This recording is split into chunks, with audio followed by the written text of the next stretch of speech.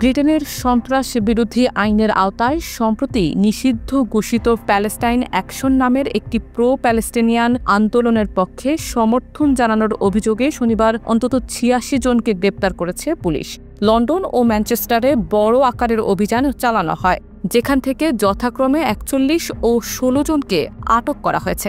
বিক্ষোভ চলেছে ওয়েলস ও নর্দার্ন আয়ারল্যান্ডেও।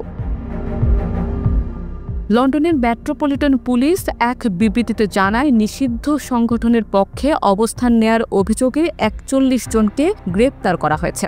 এছাড়া একজনকে সাধারণ হামলার অভিযোগে আটক করা হয়েছে। এর আগেও গত সপ্তাহে লন্ডনে অনুরূপ একটি বিক্ষোভ থেকে ২৯ জনকে গ্রেপ্তার করা হয়েছিল। শনিবার গ্রেপ্তারের আগে ব্রিটিশ পার্লামেন্টের সামনে সাবেক দক্ষিণ আফ্রিকান প্রেসিডেন্ট নেলসন ম্যান্ডেলার ভাস্কর্যের পাশে প্রায় ৫০ জন প্রতিবাদকারী জড়ো হয়ে প্লেকার্ড নিয়ে অবস্থান নেন। তাদের প্লেকার্ডে লেখা ছিল, আমি গণহত্যার বিরোধী, আমি প্যালেস্টাইন অ্যাকশনের পক্ষে।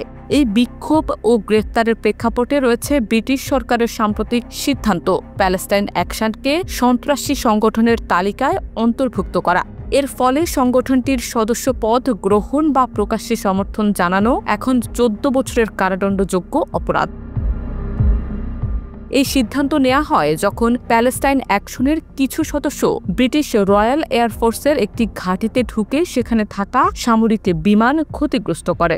তারা ব্রিটেনের ইসরায়েল সমর্থনের প্রতিবাদ জানিয়ে এই পদক্ষেপ নেয়। তবে সমালোচকরা বলছেন, যেসব অভিযোগে এই সংগঠনকে নিষিদ্ধ করা হয়েছে সেগুলো মূলত সম্পত্তি ক্ষতি সংক্রান্ত, না যে তারা মানুষের জীবন নাশ ঘটিয়েছে। যদিও অতীতে পুলিশের সঙ্গে সংঘর্ষে জড়ানোর জন্য সংগঠনের কিছু সদস্যের বিরুদ্ধে সহিংসতার অভিযোগ আনা হয়েছে। এই প্রেক্ষাপটে ব্রিটেনে প্যালেস্টাইনপন্থী আন্দোলনের দমন এবং সমর্থকদের উপর দমন পীড়নের ঘটনা রাজনৈতিক বিতর্কের কেন্দ্রে উঠে এসেছেন।